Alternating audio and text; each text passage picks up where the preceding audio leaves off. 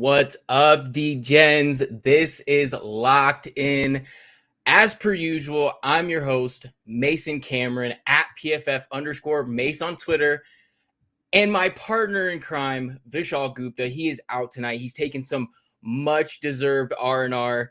And with me today, filling in for V, is the brilliant Ben Hunt, at Ben Had Ben on Twitter, if that's still a thing even right now.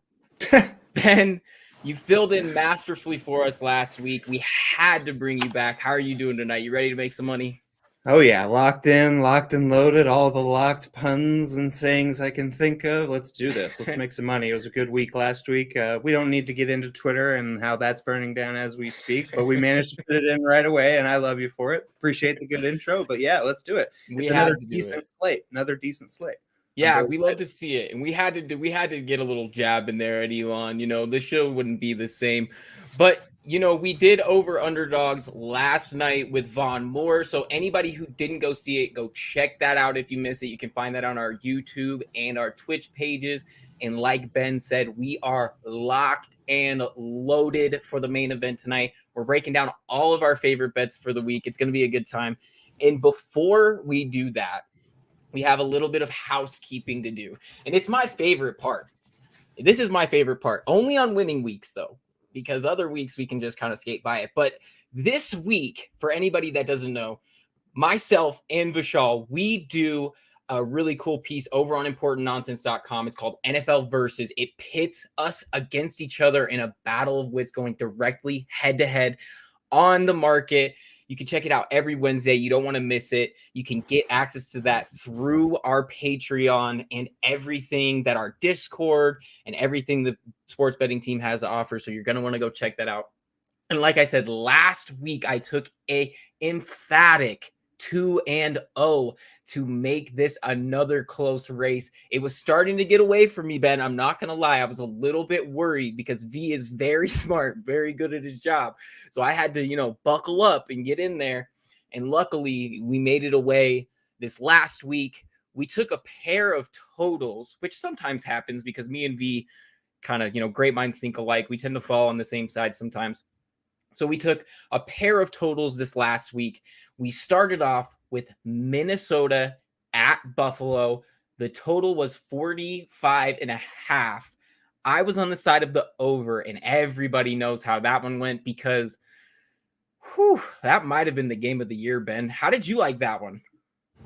That game was wild. I was actually working that game, and so the occurrences actually made me have to work a little bit more. But it was wild. I mean, I don't know if you've ever seen that. Obviously, I feel like Buffalo was a little out of sorts on their heels there at the end, but it was fun. Don't get me wrong. I think it's a little bit of an anomaly. Obviously, everybody's going to look back on that game. I always like in these situations from a handicap perspective, like to look at it maybe from like an NBA type thing. Like if they played a 7-game series, how do you think this would break down? And I don't think we would have this outcome very often. Obviously, you could play it 100 times and you probably won't get that same outcome. Obviously, I guess what I'm saying is I think Buffalo would win in 5 is kind of in a 7-game series. I think that it kind of, we've seen this happen a lot here lately with Buffalo where they kind of feels like they have control a little bit, and maybe it wasn't that way this game, and then they have it, and then they take their foot off the gas pedal, and then other teams come back in, and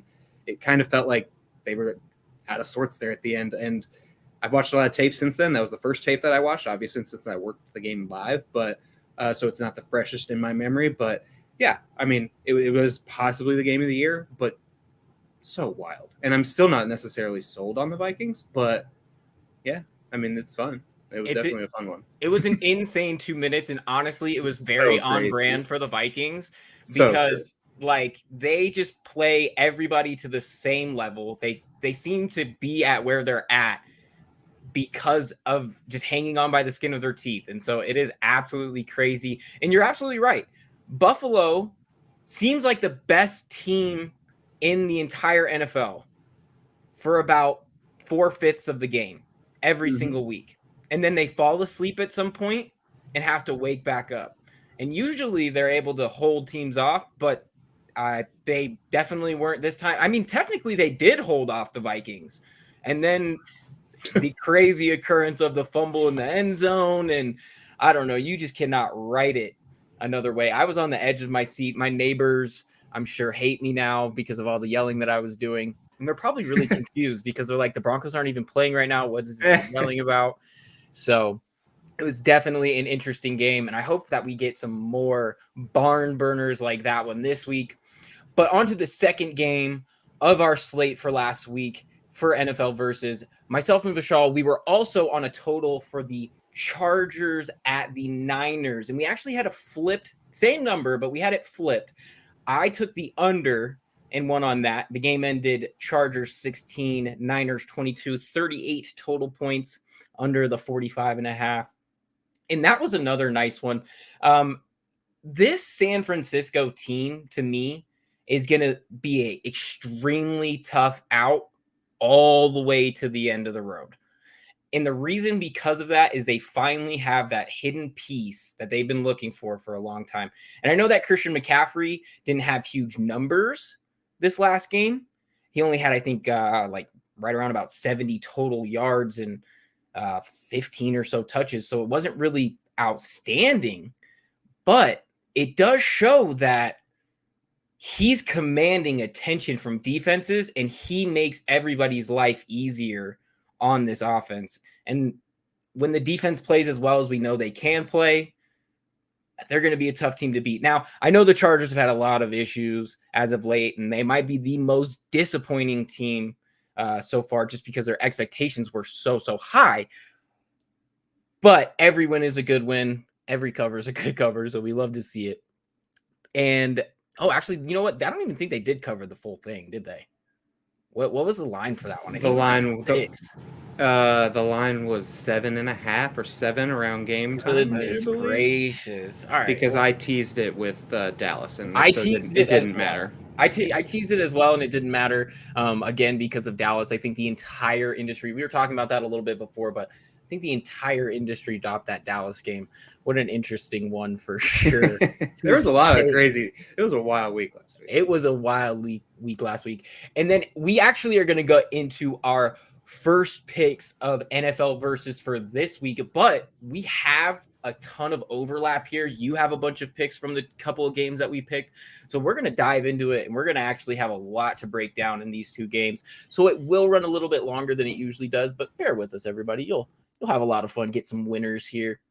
So the first one for starters that myself and Vishaal are taking for our first fixture in NFL versus is the Jets at the Pats. The Pats are favored by 3.5. I am on the side of the Jets. V is on the side of the Pats. And it breaks my heart, Ben, but you're also on the side of the Pats. What are you seeing when you see this game here? It's more what I'm not seeing with Zach Wilson. I feel that he simply hasn't developed, and he is facing Bill Belichick coming off a bye, and Bill's lost his last 2 bye games. But it just feels like they aren't going to be able to get it done, and the Patriots just smother what you like to do on offense. And what do the Jets like to do on offense? Try to get the ball to Garrett Wilson, I guess. But so if that's taken away, what do you have? James Robinson runs. It does hurt that Barmore's on IR. I kind of thought with the handicap that Barmore was going to play, considering he had a little bit more of time and he hasn't played in a minute. But he went on IR today, so that's a little bit of a blow. I actually liked this a lot more when we wrote it up earlier in the week in our opening line value article, where we all write up a game that we love early in the week, and the line was 3. So yeah, obviously that makes a huge difference here. And I would stay away because I think it being a divisional matchup, it's going to be not the nicest weather. It's not going to be like a Buffalo type game where they need to move it, obviously. But I think the 3.5 matters, and I think it's going to be a little closer than the last time. So it's not my favorite bet of the week, but I feel pretty comfortable taking that side against that quarterback. And even though Mac Jones hasn't looked great either, I think it's more you just have to roll with Bill in this situation.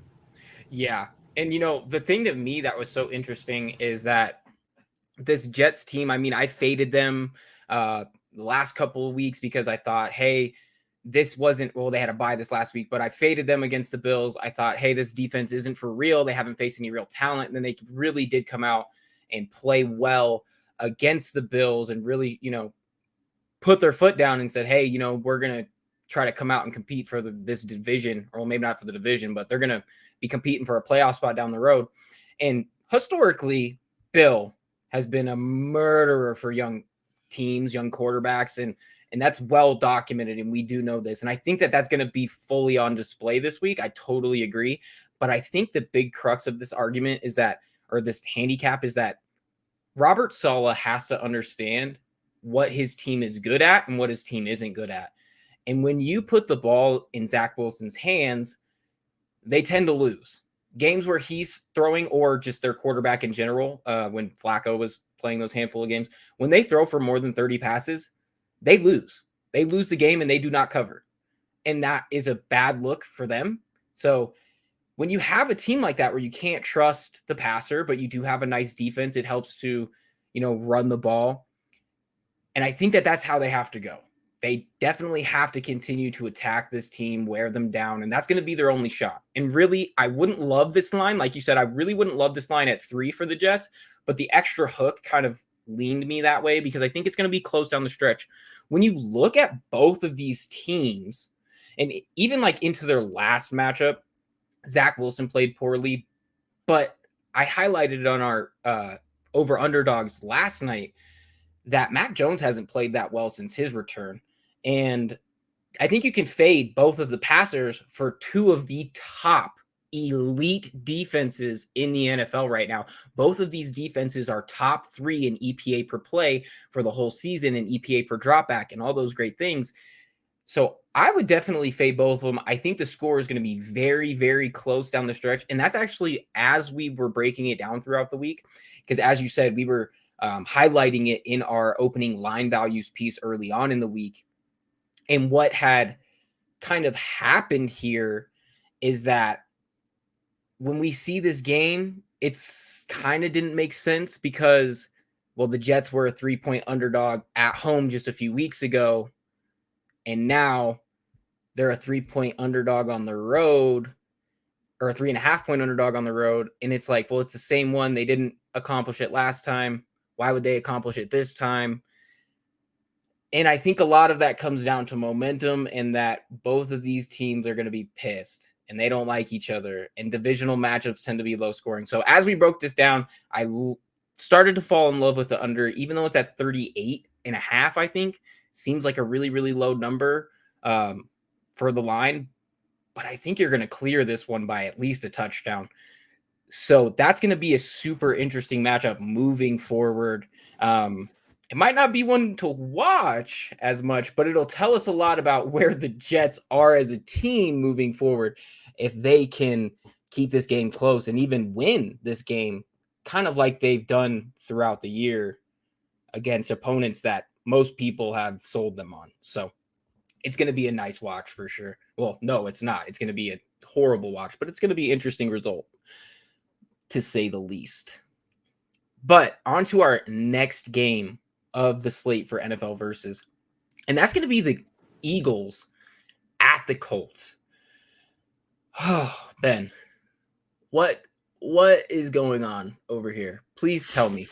Please tell me what's going on. Myself and V are on this game. We're on the total because I don't think we know what to make of this game either in these two teams right now. We talked a little bit about this off air earlier, but the Eagles might be vulnerable. I know we all hate to hear that because they've been a pretty safe bet for a little while, but it's something to watch for moving forward. And this is going to be an interesting matchup because this is a game that they should win and cover wholeheartedly. But what do you see when you see this matchup? Well, the matchup, first I want to, because I think the matchup's a deeper dive, I want to address what you said. I actually don't necessarily think they're in trouble moving forward. I think this is kind of another bad matchup for them, just from how the Colts are going to play them. They're going to not let them do what the Eagles love to do, which is like shots over the top and A.J. Brown. They're going to force them to get down the field slowly. Like we're not going to see these go balls down the sideline like against the Steelers. And the running game, I don't see the running game fully blowing the Colts out of the water. It's going to be there, but it's not going to be all the way there. So I don't like. I'm with you on the under in this game, but I think they're fine moving forward, partially because their schedule is so easy. But as far as this game, I think Philly by a mile, but I like them in teasers most definitely. I think what you're going to see is they're going to miss Dallas Goedert, and that is what I'm worried about most. Those screen plays, that is just an easy play for them, easy 10 yards. Sometimes he goes even bigger. And so without that, I mean, Jack Stoll, I think they're going to try running that, but it's obviously not going to have the same power and the same effect. It might get there sometimes, but it's going to be interesting. I have not fully finished the Indy versus LV game, the Vegas game from last week in the upset. I mean, obviously I know the result, but I'm watching the tape. I'm about halfway through right now. But yeah, the Colts, they've looked a lot better on protection so far, but they're playing the Raiders. So, that's a get right spot for just about everybody. I know they have Crosby, but I don't know. They kept the Raiders on their heels as far as the run pass splits, and that's what they need to do to be able to protect Ryan. I don't necessarily see that carrying over here.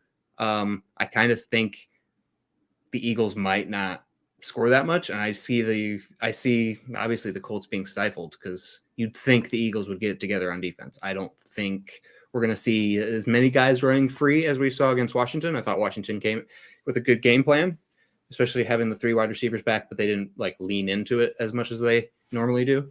But yeah, I mean, that was probably one of the more interesting studies, even though it was heartbreaking for me last week, the Monday night game, even though it was heartbreaking for me as an Eagles man. That was an interesting game, even though it did not go the way we wanted it to. Right. Yeah, that was I think what is dictating this line now, because I think if we set this line 10 days ago, or like when it came out, or even 2 weeks ago prior to the last game, this is an easy 10 on the road, which I think a lot of people might even mull that over. But after seeing what happened, it's understandable why it moved, and it's actually even moved. We were talking about this a little bit prior, and we both kind of liked this game at 6.5. I don't really love it at 7 on the road, but it does pose an interesting opportunity for us to tease, which we'll definitely get into a little bit later as we touch on more of these games. But it's a great opportunity for us to tease down some points, get a little bit more value back into it, and tie it to another one of these games that is a pretty sure winner. Because on paper, these teams don't, and like you said, it is a tough matchup, but the Eagles should have enough talent around to, take out some of that slack from losing Dallas Goedert.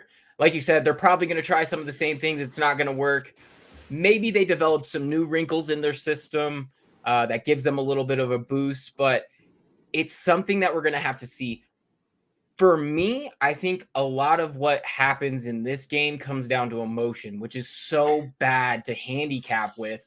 But when you look at both of these teams, you see an Eagles team that has to be pissed off about what just happened to them. They're probably going to take this next game a little bit personally, whereas the Colts are coming off an emotional high after winning a game that nobody thought they would win. And now you kind of hit the nail on the head that it was against the Raiders.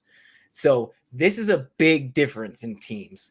The Eagles if we're talking, like we kind of said, if we're talking a 7-game series type thing, we're going Eagles in 4 over the Raiders and maybe 3 over the Colts. They won't even play the 4th game because they forfeit it. But so this is going to be an interesting matchup moving forward. And it'll tell us a lot about what this Colts team can do. New coaching staff, Jeff Saturday, Parks Frazier, they have an opportunity to continue a career in the NFL if they can rattle off a few wins. Now, if they're going to do that, I don't see that happening. I don't see Matt Ryan's arm magically coming back into form because his ego isn't bruised anymore or whatever. So, let's just say the Colts got a lot going on over there. My biggest thing for the under here too is that this Colts defense just added a couple of key pieces to the inside of that interior on the defense, and it might give Jonathan Taylor a little bit of trouble. Now, they might take some time to get acclimated. Now, I know, I think it was Linval Joseph and Ndamukong Suh. They're not going to have a ton of snaps probably, or maybe they do. It's not rocket science to play the 3-tech, but we'll figure it out when we see it. And it could be a big change in this game because Jonathan Taylor was the driving force of this team. I know I kind of faded him coming back because this Colts team had a lot more issues, primarily protection. But as you touched on, they played decently well in their last outing. So it's going to be an interesting watch to see what happens. I think that if you take the spread here, it's going to be a much tougher watch. Like you were talking about emotions. If you want to put yourself through it and maybe be sweating it the whole time, then take the -7. But if you want to tease it, then that's much safer. And I think it's going to be a little bit like what we saw last week with the defense challenging Jerry Lynn Fields with cover 3. And what do we know about Gus Bradley? He's going to run cover 3 no matter what. So we're going to see if he can hit these throws in the zone against zone. And it's going to be a grind. And run defense is going to be key here too. Yeah.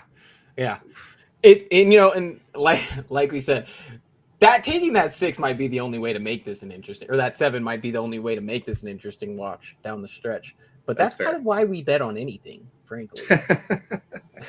So that does it for NFL versus, and we're hoping for another 2-0 sweep for me so that I can take the lead here against V. I'm right there. I'm ready to have it. I will be insufferable, Ben. I will be absolutely insufferable if I take the lead. So you love to see it. But into our second, or our first game of the slate that we're not taking an NFL versus, we're looking at Chicago and Atlanta. Chicago at Atlanta. And this one goes out to my man, V. V, if you're watching, I love you, buddy. This one goes out to you. I can't wait to watch your Bears play on Sunday and absolutely demolish this Atlanta defense that we have made so much money off of. It's going to be a great watch. Is there anything to you, Ben, that's more surprising than the last couple of weeks, the emergence of the Bears? Now, I know they haven't necessarily been perfect in every game or even won these games, but they're playing significantly better on offense. Justin Fields looks explosive. He's running all over teams. What are you seeing when you see this Bears team or this matchup in general with Atlanta? It's going to be a fun one. I was on the fence about this one, and it just seemed like too difficult of a handicap in comparison to some of the other games, so I just laid off. But it's a very interesting one. I'm surprised you could have maybe put this one in versus, because I think there's a little bit of problems for Chicago's defense here too, because how you stop Atlanta is not letting them do what they want to do, which is obviously run the ball. And right. And Chicago's going to have a little bit of trouble with that. So, I mean, this one's going to be interesting. I actually obviously think taking the points is probably the way to go here. But as far as what's been going with Chicago, I'm not that surprised because I've always been a big fan of what their head coach did when he was in Indianapolis, just putting it together with the talent that he had. And to see that him and the offensive coordinator, Luke Getsy, I think he was the quarterback's coach last year for the Packers, to see them be able to actually utilize the talents of Justin Fields instead of letting him twist in the wind like Nagy was doing last year. It's good. Even as a bitter, currently, Packer fan, I'm still happy for the Bears because I always thought Justin Fields was I was surprised that he fell in the draft. It was interesting, and to see the pure raw talent on the field and the explosiveness. It's always sad to see these types of players not used. So even if it's coming back against you, I'm happy to see it. It's very nice. Yeah, and this is actually a super interesting matchup in the sense that, like you said, it's going to be a decently close matchup. The Bears defense is really not that, fortuitive, and the Falcons, I mean, we've highlighted ad nauseum about this Falcons secondary, and I even highlighted it again last night when I took Justin Fields as part of my NFL versus to go higher than 71.5 rushing yards. And I know on the surface that looks like a big number. And I know that, hey, the wheels have to fall off at some point. He can't keep rushing for 140 plus every week. But when you look at this team in Atlanta, their defense is way worse than just a bad secondary. They're Ben, you're going to get the biggest kick out of this one. So I was looking up how many missed tackles the Falcons have as a team when quarterbacks rush past the line of scrimmage. And I was doing that through our friends at Pro Football Focus, through PFF Ultimate. Definitely go check them out if you guys haven't. Get your Edge subscription and all that good stuff. But I was looking into it. So the Falcons haven't played a ton of mobile passers. That's why it kind of looks like they're decent against stopping rushing quarterbacks. And on the surface, some bettors might think, oh, that means Justin Fields isn't going to rush for a ton of yards.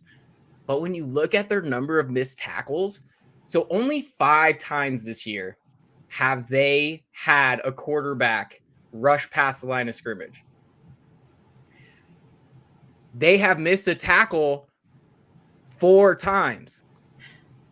44% of the time when the quarterback rushes past the line of scrimmage on a pass play, it's tough to be like scrambling because there's a lot of like filter things that you got to filter through the database to get that number. But they're missing 44% of those tackles. Justin Fields is going to have a field day. That, pun not intended, I guess. But that's another interesting prospect for this matchup for me. When you can't stop the guy with the ball in his hands, it becomes, a real issue. And the Falcons themselves, if they fall into a hole, we've seen what happens. They have a really tough time digging themselves out. And with how explosive Chicago has been recently, I think they might find themselves into that area. Or even like you just put it, if Chicago struggles defensively, which, is more than expected, this 3 points is a nice cushion here. So even if you were to decide to maybe take the money line like I might come Sunday, you could definitely take this 3 to hedge, and it'll make the game. This might be one of the best games to watch because you even go look at the total. It's 49. Like you said, it's going to be a bunch of points. It's going to be a good watch. I can't wait to see it. And cheers to you, V. Have a good vacation, my man. And we'll see you when you get back.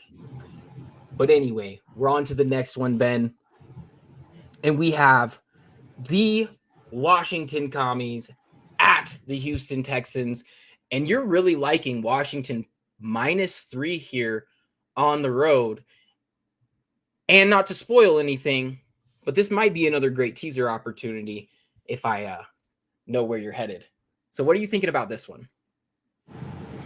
The juxtaposition of the two teams here. Washington's obviously trending upward, and Houston's one of the worst teams in the league. So it's just an advantageous spot. There's only a few of these each year, and I also think that they have some decent zone beaters on Washington on the outside. And so I think maybe this game will be more of a grind to watch. Maybe they don't come out of the gate and beat them down like you would want to because it's on the road. But it could happen, and I just don't see this one even. This seems like the easiest handicap. They're looking pretty good. A lot of faith in Scott Foster and what he's doing on offense. Adaptable game plans, utilizing the talent. Heineke's just as good as Wentz. It doesn't even really matter, except for he's getting the ball to Terry McLaurin more, which is obviously what you want. So, yeah, it seems pretty simple. This is a classic, I don't really want to overthink this. I guess on a short week, maybe there's a little bit of variance baked in, but I like this one a lot. Well, and this is another thing. Maybe we should have started the show earlier because we talked about such good shit right before we went on. But this Washington team was one of the highlights of the weekend, even though they, lost me money directly.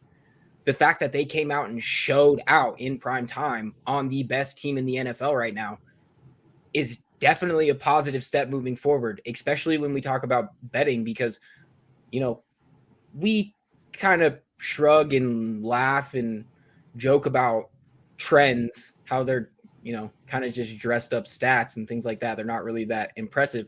But when you can sit there and say, hey, this team is playing really great ball for the last 3 weeks or whatever, it should give you a little bit of comfortability to move forward with a line like this. So some people might be afraid off of, Washington hasn't been great.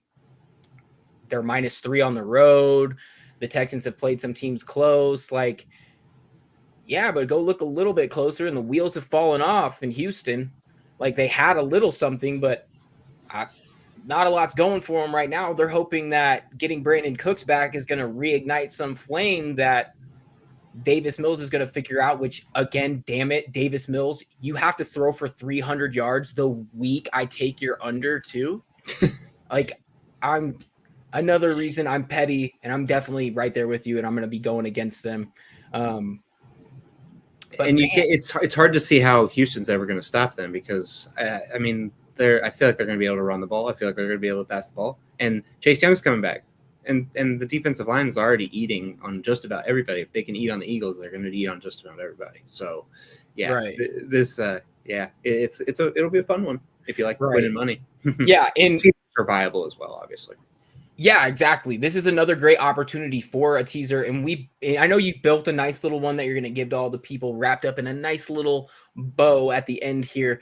But this is another great opportunity for even some of the props that are involved. I know our guy Logan wrote a prop in here in his Vegas Love Hate piece this week that just came out. Go check it out if you haven't seen it. And he's actually highlighting Brian Robinson this week. And it's for a lot of the reason you said, because they have there's not a lot going for them over there in Houston. And this is a big opportunity for a lot of their playmakers.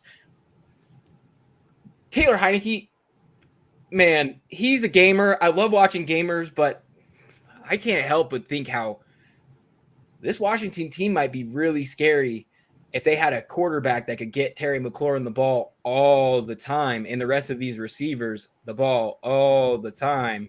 Down the field. It would be a whew. That is his one biggest flaw is he can't throw the ball down the field like Carson Wentz, which is why they overpaid greatly for Carson Wentz. And now they're seeing how much of an error that was when he comes in and literally has better win-loss results. But from a stat perspective, they're exactly the same. Exactly the same. They're that absolutely eternally dead Spider-Man meme of them pointing at each other and they're the same dude. Hopefully when Twitter dies, that meme dies with it. That would be probably the only positive. But into our next game of the slate. And, V's not here, but I wish that V was here so we could have talked up the Bears and down to the Broncos a little bit. That would have been, the cherry on top of my week. Maybe not so much down the Broncos because, the Broncos are near and dear to my heart. But I also get to down the Raiders with this one. And I'm on the side of the under here at 41.5. And I think that the general consensus this season has been bet the Broncos unders because they're not playing that well offensively in really any facet of the game. Their play calling is questionable to say the least. And they're not getting their playmakers the ball. But the defense is fantastic. So everything has pointed to taking these unders every single week. They continue to be really low, but they hover around this 40 line. And I don't understand. I think on a weekly basis, these could be under 40s. And books just continue to fade that. And odds makers continue to put it just a shade higher. And I'm just going to keep making money off of it, frankly. So when you look here, even at betting pros, they're looking at 82% of the experts' picks on betting pros at the under. And it just only makes so much sense. The Raiders have been atrocious on offense. We talked about how bad they were on defense. They just let Jeff Saturday beat them when the entire world took them to that was the only Raiders bet I made all year, and they lost it. Joke's on me, I guess, and the rest of the public, because we all thought that was just going to be a crapshoot, and they ended up, taking the Raiders to the brink, which is not as impressive as it might sound. But you play an entirely different beast this week with the Denver Broncos. They are going to play solid defense. They are going to play stingy defense. They are going to hit you You're going to have to earn every blade of grass, as the corny cliche always goes. And they're getting healthier. They are getting healthier. It's going to be an interesting watch. I don't want to handicap this game with orange glasses and say the Broncos are going to, keep them to 0, but it wouldn't be the first time the Raiders have put up a goose egg this season. I think you're looking at roughly about 10 points for them. The Broncos haven't been able to score more than a couple of touchdowns every single week. I think you're looking at for about 17 for them, an easy 27 total. And I see an easy under on this game. Are you seeing anything else differently on this one, Ben? It's okay. You're not going to hurt my feelings. I like you a lot more than everybody else that comes on here and drags my Broncos through the mud. So what are you seeing when you see this game? I would love to drag your Broncos through the mud, but I think they handed me probably my second biggest loss on the season against those Niners, when the Niners shit the bed against them, and I think it was a Sunday night game a few weeks ago. So I know better not to slander the Broncos. I know better, because I will be on the bad side of the coin. Variance will hurt me if I do that on this show, so I will not be doing that. But good for us. I think the handicap actually aligns with just having to be nice to the Broncos. I think that it's obviously the matchup. The Raiders are garbage. It's really sad, I kind of think, because I like some of their players, and I feel like the collection should be better, but it's just not, and everybody can see it. And like you said, Denver's defense is great. And if they were struggling against the Colts at home, ooh, baby, it's going to be cold, and it's going to be against a good defense. It's been frigid out here too, Ben. You're on the ground, boots on the ground over here. It has been frigid. I'll take the camera and walk my happy ass outside and point it out the window and show you that there's still snow on the ground. It snowed all day yesterday, but not the type of snow that you're like, oh, we got 2 feet, we can stay indoors. The type that it's like it snowed all day, but it just dusted everything enough that it's like just a couple of inches and everybody still has to go to work. It's the worst type, but that's okay, because I sold my 4-wheel drive and I bought a Charger so that I can be like, I can't get out, guys. Demobilize yourself. Cars snowed in. It's how you think. It's how you get out of stuff. That's a smart move. But actually, I've already been on the tip of researching the unders for this game, and I have it up. And I was thinking alternate unders exclusively for the Raiders, as you were saying. And some of the lines are juicy. I just have one website up without having shopped around. And I mean, 17.5 is plus 110, and that seems extremely safe as an under for the Raiders. And then that gives the opportunity. I mean, if you want to bet zero, bet zero. I bet zero a couple of weeks ago, and I think I got plus 2,500 odds. So you're going to be looking in that sort of range when those lines come out. But I mean, under 14.5 is plus 215. That sounds pretty decent. That's that's a huge value. And not to mention, you can hedge yourself throughout the ladder of odds here. So exactly. I'm right there with you. I think that the offense didn't look as bad as I expected last week on the road at Tennessee. I'm not going to say they look good either, but I was expecting a little bit worse. Yeah, Jeffrey Simmons was out, but which matters. He definitely matters. But I expect them to be able to move the ball. So I think the under for the game is fine. I do. But I also think Denver's probably going to win this game too. So I think some double results kind of interesting. Like you could go Denver, and it's plus 145. But you could even have a little extra and go tie, since this is going to be a low scoring game. Tie Denver and have both. And tie if Denver is plus 1,100. So there's a lot of different ways to go at this game. Cold one, not a lot of points if you're into that, but making money is usually a little bit better than watching points be scored. You're right. The only people that actually have to watch this game are me and my fellow ingrates of the Denver metro area. So, and I'm right there with you. There's a lot of value to be had, and especially when you peel back more and more layers. Call your shots, guys. Call your shots, but always be smart, and you can hedge. And this is how those things happen. This is how you make big paydays, and this is why we pay Ben the big bucks. So on to our last straight up game of the schedule. And then we're going to get into a little flashy stuff. But we're going with the Cowboys, or I'm going with anyway, the Cowboys at the Vikings. I'm taking the points at home. We have this conversation about like when it's under 3, you might as well just take the money line. And I will be. But I want to highlight the fact that odds makers are looking at these two teams who kind of had opposite outcomes last week. You had a lot of people betting the Cowboys at -5 on the road, and that fell through. So we're a little bit low on the Cowboys. But then on the opposite end, you have the Vikings, who played the best game of their season. They played a really great team, and they came out on top.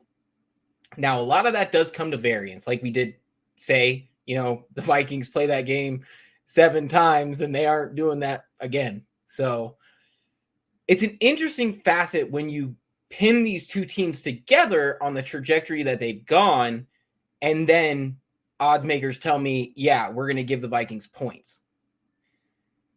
I don't exactly follow. Now, I could see maybe them being like, hey, all right, the Cowboys are going to get a point or a point and a half here, or maybe even a half point, just because of, they have been a better team. They have a lot going for them, but they just dropped a huge game that they really needed. And the Vikings are on cloud 9 right now. I think something's got to give. And I think that the points at home is just way too good to pass up for this Vikings team. When they're as explosive as they are on offense, now they're going to have to protect Kirk a little bit better than they have to get, that explosiveness that they've had over the last 8-9 weeks. Every game is a Cinderella story for them, seems like, but it's going to be something to watch for. This is probably going to be the game you're really going to want to watch. The Vikings play really well at home.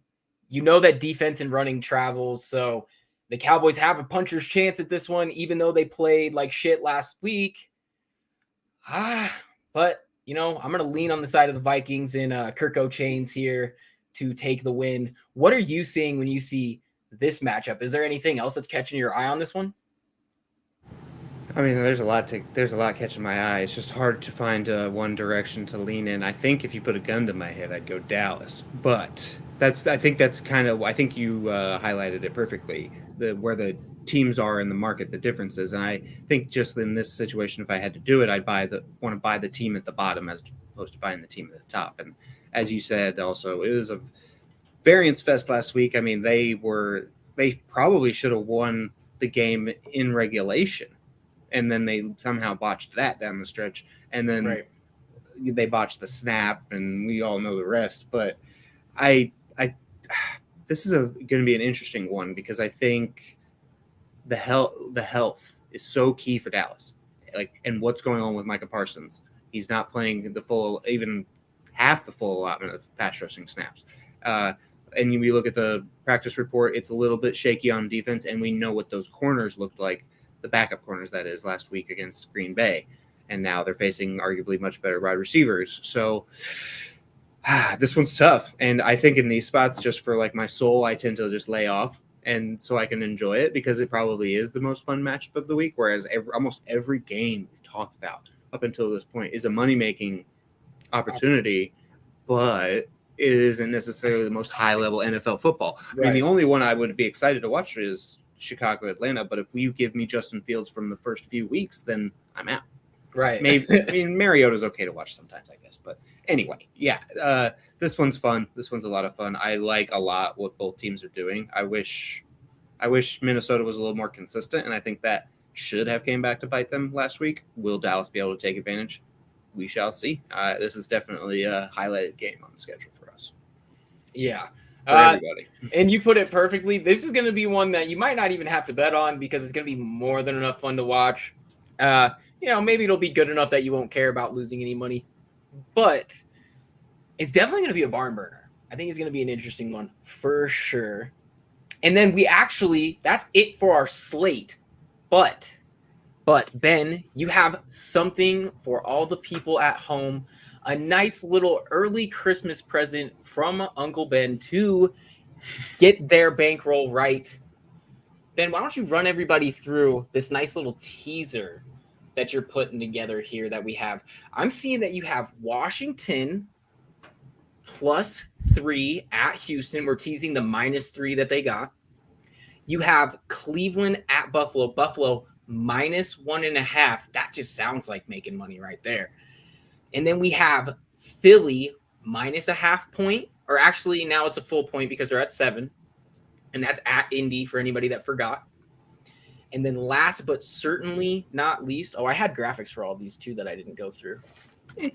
But last but certainly not least, we have the Kansas City Chiefs +1 at the Chargers. Now that just screams money to me. What are you seeing when you put this together? What do you look for when you look for great teaser opportunities? Because when you can take 6 points off of a bunch of sure winners, that's an exciting opportunity to build that bankroll. So what are you looking for? I'm always looking for, it's obviously the matchup, the spot, but then the line has to matter too. Make it a long teaser. Usually I'm trying to take it down from these 6 point lines down to just make it an even, essentially a money line type thing. I don't think the 1.5 will matter in Buffalo. I mean, the only one I might be scared of is the Philly one, just because we haven't seen him play with Dallas Goedert. But yeah, just essentially you can bet each one of these and insulate yourself from any other variance that might happen. And then you have your straight up bets too. So it's just a good way to stimulate your bankroll. And I mean, Cleveland versus Buffalo, I'm scared of the 7.5, but I'd say virtually everyone feels good about 1.5 against Cleveland. And especially now in a dome, no weather concerns.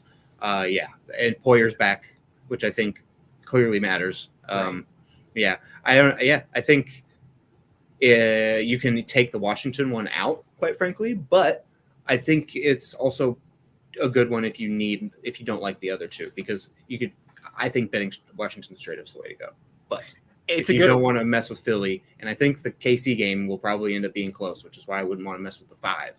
But so there's so many options here, and these are just the ingredients. You put it together, bake your own cake to win some money. They're all there this week, whereas some weeks it's a little more barren and there's no teaser opportunities, and you have to go another route. But this week, it's wide open.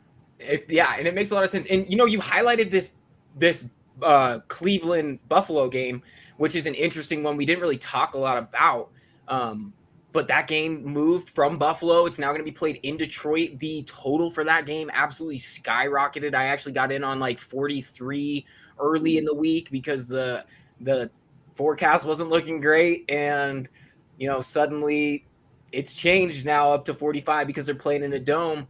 What are you seeing when you see that matchup? Because that is an interesting prospect. We were talking about, hey, 1.5, like that looks like money, but it's a scary number at the full allotment of 7.5. So what are you seeing when you see that matchup? 45 is the number you said? I hadn't looked at it yet. I kind of focused on 49. My mistake. 49. Oh, I think it was at 45. It moved down. I got my wires crossed. I think it started at 45, moved down to 43. I got it at 43. It started to move a little bit lower when they were like, there's going to be 6 feet of snow. And there's those graphics that Nick Chubb is 5'10", and they're like, how are they going to run the ball? But so no, now it's actually, you're correct. It's at 49.5 is what it looks like. But so what are you seeing when you see these two teams?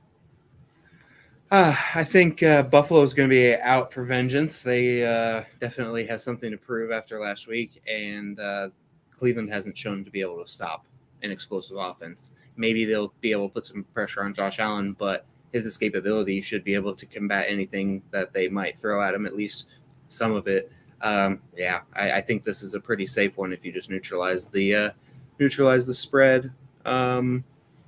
Cleveland's a little bit of a head scratcher on defense. I expected them to be a little bit better, but they just seem so lost. I don't really know what it is. I probably need to dig in more to find some answers on that one, but I don't see it getting right here. And quite frankly, I think if you're going to bet the total, you got to go with the over, just because Josh Allen in a dome, and Cleveland might be able to run the ball. And I think Amari Cooper can pick some spots in the zones, and so they might be able to move the ball a little bit themselves. So if you got to go with the total, I'd go over. It was a little scary with that huge movement, but yeah, should be a fun one as well. Buffalo might score 30 in the first half. Oof. It makes you think, man, that it would. I know that this is going to probably, ruffle some feathers, but I'm of them thinking that moving forward, every single stadium needs to be a dome because I want to see guys like Josh Allen play in domes and not in feet of snow. And that's part of the reason why. And, that's an interesting thing you bring up, too. Now this game is inside, and it does raise the opportunity for some of the props for some of these pass catchers who might not have caught up to the fact that this game isn't going to be played in, 2 feet of snow. So one that Vaughn actually highlighted this week on his player props piece that'll actually be coming out tomorrow, I believe. I know I set the time of those. I should know these, but his piece will be coming out tomorrow, and he actually highlights Gabe Davis because they've, had some trouble in the Cleveland secondary holding guys down, and Gabe's been a little bit of hit or miss, but now they're playing in a dome, baby. Sky's the limit when you got that turf and it's a nice 72 degrees and you don't need a hand warmer. So it's going to be an interesting one to watch. And then another one that you did highlight here that I want to touch on before we, take off here. I got to get the lowdown on my AFC West rivals out here. But what are you seeing when you see this Chiefs and Chargers game? It is a little scary, like you said, at -5 on the road for KC. But that's a great teasing opportunity to give them a little bit of points. And this game is, has a great chance of being close. So what do you see when you see this one?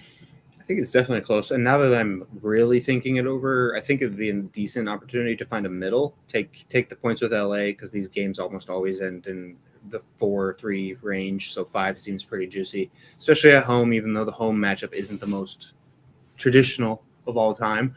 But I like KC. They're all running pretty good. Before the season, it was kind of shocking to see everybody be so down just because of the departure of Tyreek Hill. But that spreading the ball around has clearly worked. And the Chargers are one of the most disappointing teams in the league, as you highlighted way earlier. So, they're supposedly going to get healthier. But what does that even mean? The health of LA players seems to be somewhat fleeting and makes me sad because I wanted them to be better. And I like Keenan Allen and Mike Williams in the bunch. But what are they going to be on Sunday if they play? We shall see. But I have my doubts in terms of snap counts, and they're going to move the ball because Justin Herbert always finds a way. But I'm going to roll with KC here. It seems pretty safe. Death, taxes, and a Keenan Allen hamstring. That is the only things that are certain in life. I actually, personally, I have been just getting hammered by the Keenan Allen hammy all season long in fantasy. I actually had to go get a DeAndre Carter. How often do you have to go get a handcuff wide receiver? Oh, anytime I drafted Keenan Allen, which was my first draft, and I never did it again. Right. I handcuffed him. I had to, and it's my worst team. Oh yeah, and it was it's been hectic to say the least. So we'll see. It's just a tough draw. I feel bad for Chargers fans, all 6 of them, and this team had such high hopes. They made all these moves in the offseason, and they've played well. Like Khalil Mack is grading out well. But, the defense as a whole, they're still the worst rushing defense in the NFL, or one of the worst rushing defenses in the NFL. They give up the most yards per carry. They're not really that solid in the secondary, and their weapons on offense are dropping like flies. I thought that their kryptonite this year was going to be oh, man, this team is really good, but Justin Herbert went down with that rib injury, but he's been the only one trucking along, and he's doing his best to keep the wheels from falling off this thing, but there's just not a lot going for them. And that's why you see this type of line in a division game on the road with KC -5. Now, for all of the reasons we stated, that's why it's a scary handicap because the Chargers should be better. On paper, they are better.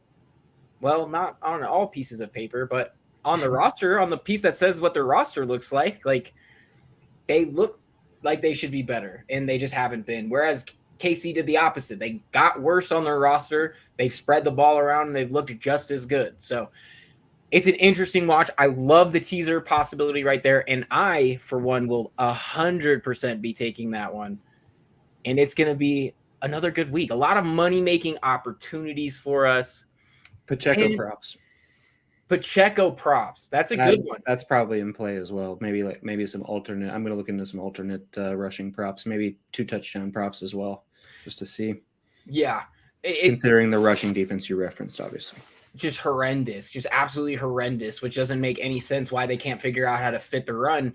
And Staley's been good as far as a defensive coordinator, but they change out the pieces and they still can't stop the run. And I don't know if it's the Fangio system or something in the water or what it is, but yeah, they should be able to run the ball at KC, and whether they do that or give it to Mahomes, we shall see. But they're going to score. You raise a good point there. That I also think that it's a thing that people are starting to catch up to the quarter system, the quarter halves, and things like that. When you have to play a guy back, it makes it harder to fit the run. And that's where they've been struggling a lot, very, very bad. So, you need those guys that can adapt. And frankly, they haven't had that in the middle of their defense that can play edge to edge. And that has honestly been the difference maker, at least in my eyes. But I mean, what do I know? Staley's forgotten more about football than I'll ever know. So, we'll see how they move forward. I'd love to see them be good as a football fan, and I love to see them be bad as a Broncos fan. So I like what you said on paper too. They might be one of the best all-time on paper teams. They are so good on paper, but I mean, you still gotta stop the freaking run, I guess. They're the one that in high school, when you saw the team coming off the bus and you're looking across, you're like, damn. Oh yes, Gonzaga Prep. Played Gonzaga Prep in high school. Oh, they were scary. We had one. So I went to a high school out here, a 5A high school out here in Highlands Range. I didn't really play, but we had a scrimmage one time, an early scrimmage against the team that literally wins state every single year. Mullen. I don't know if they're a Christian. They might be Mullen Christian. I don't even remember. But they had a dude named Adonis Simi Moore. He was their running back. This guy looked like a left tackle. He went and played running back at Syracuse for a little bit. He didn't have kind of the ability to drop that weight to, really make a huge impact at the next level. But I can tell you, one of my best friends, one of the best football players I've ever seen in my life, his name is Richard Mbugwa. He played safety. He played safety at CSU. And this kid got the meanest stiff arm I've ever seen. And he was picking grass out of his face mask for a solid 25 minutes, like huge chunks. He gave him the Derrick Henry stiff arm. And it was just like, at that point, we were like, Those are some unforgettable moments when those off the bus teams. Off the bus teams, man. And when you're that young, there's almost nothing you can do. It's not in the NFL where you're so skilled and the little guys can get around the big guys on occasion. Oh yeah, no. Size matters. They were bigger and faster. So it was like, course. Yeah, of course. So that about does it for week 11. That wraps us up. We're back the same time next week. Don't miss it. V will be back. Maybe Ben will be back. Who knows? If this teaser hits, I'm going to be calling Ben. So definitely be back next week. Only. Yeah, you're never back. You're never back if Washington drops this one. I'll never let you live it down. But anyway, check out also Over Underdogs. We did that last night. You can check that out on our YouTube and our Twitch pages and our Facebook. We do that every Thursday night, football at halftime. This next week, actually, though, for Turkey Day, we are going to be doing it on Wednesday, right around the same time, about 9 o'clock Eastern, I believe. And we're going to be doing actually that all around the Thanksgiving slate. So that's going to be a great time. You don't want to miss it. What else do we have? Check everybody's work, all of the sports betting teams' work over at Important Nonsense. Ben's piece on exotics in the jungle is one of the best articles you can get in the entire industry. It has all sorts of value wrapped up every single freaking week. It has huge value. You guys can't miss it. Go check it out. And that comes out, I should know when these come out. That comes out tomorrow, so definitely don't miss it. And join our Patreon. That's how you get into our Discord. That's how you can bug me, Ben, Vishaal directly for all of our picks. And you can also, bug all the fantasy football guys for, your start sits and your lineups heading into the playoff run here, down the stretch. You're not going to want to miss that. And shop.importantnonsense.com, promo code LOCK to get all of your merch. We just dropped the holiday collection, so you can get your ugly Christmas sweaters. You can get one with Russell Wilson burning the turkey, which I know your uncle will love, Ben. I know your uncle will love that one. So go out and get it. Otherwise, that does it for us. Ben, you've been so spectacular tonight. Do you have any parting words for the people at home? No, I mean, yeah, but thanks for having me. Thanks for the kind words. Definitely check out the Jungle exotic bets. I mean, there's so many different angles to come at it every week. Some weeks more than others. It's going to be a great week. Last week was a decent week, maybe not the best results from a handicapping perspective. It was great. It's been fun. Check me out on Twitter. Ben my name, had the word, Ben the word. Check it out. It's going to be fun. Let's hope make some money this week, guys.